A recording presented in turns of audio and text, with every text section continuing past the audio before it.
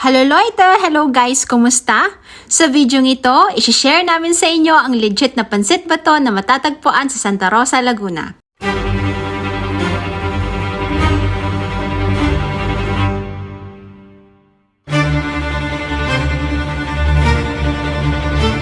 So tara, sabay-sabay nating tikman ang sarap ng pansit bato na dito mo lang mahanap.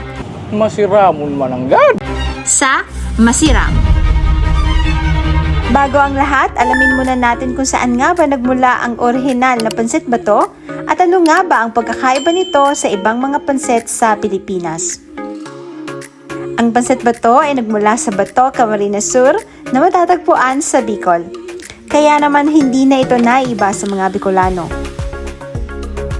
Ang pansit bato ay may thick and smoky texture dahil ito ay dumadaan sa proseso na kung saan ay ibibilad ito sa araw. Kaya kung hindi mo pa natitikman ang pansit bato, ito na ang pagkakataon mo. Mana, magkaraon kita! At boom! Nandito na kami ngayon sa Masiram Pansit Bato. Yun no, kitang-kita nyo naman no. Wow!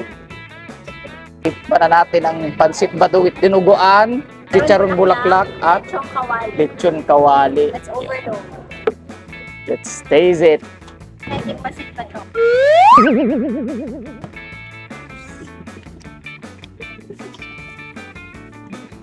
Masiramon mananggad.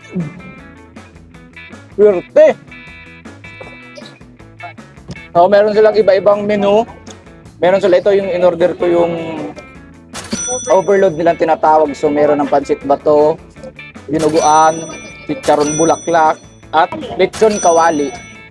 So, meron din silang ibang menu na plain lang, pansit bato kung ayaw nyo ng dinuguan o ayaw nyo ng mga lamang loob.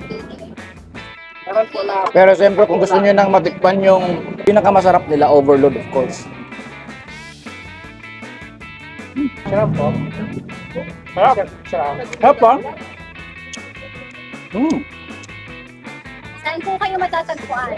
Matatagpuan niyo po kami dito sa 7 Punta, Santa Rosa, Laguna.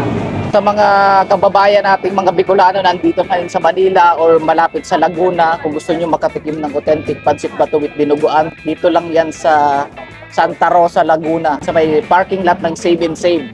Madali nyo lang mahanap yun. Kahit yung mga kababayan natin dyan ang gusto makatikim ng authentic pansit bato, this will be your place, man. Yung sa auto lap, nasa auto.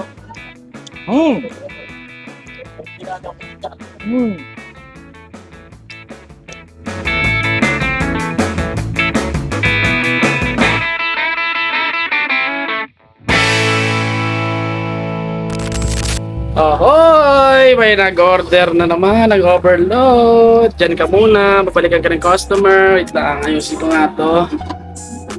Yung pansit natin. Ay, hasa... Uy! Hala, nawala yung... Uy! Kuya!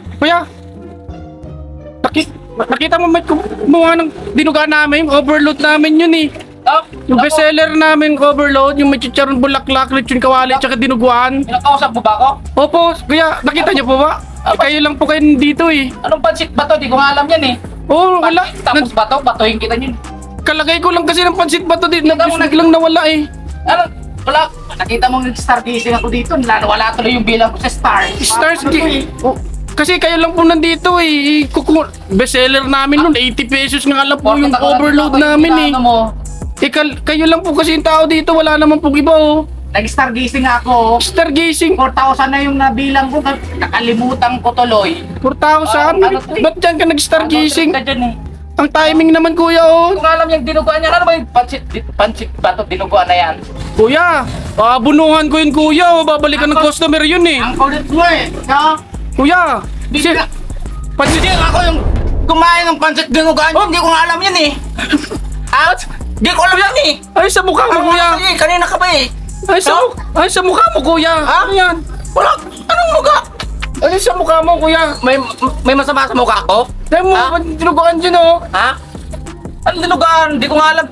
Di ako mahilig sa dinuguan, may allergy ako dyan. Tinatanong ko lang kuya kung ano eh. Pero, Allergic ako sa dinuguan, di ako kumakain ng dinuguan eh. ba't ano yun sa mukha mo? Tinan mo yung sa kanan mo. Yung sa mukha mo, yun o. Yun o. Ano ko makita? May salamin ka ba? Oh, yun o. Kita-kita Tingnan mo yung mukha mo. Oh. Judgmental ka eh. Pero, tinatanong lang, galit na galit ka pa kuya. Pero ano, masarap ba? Masarap? Ano? Sarap. Ah, sarap?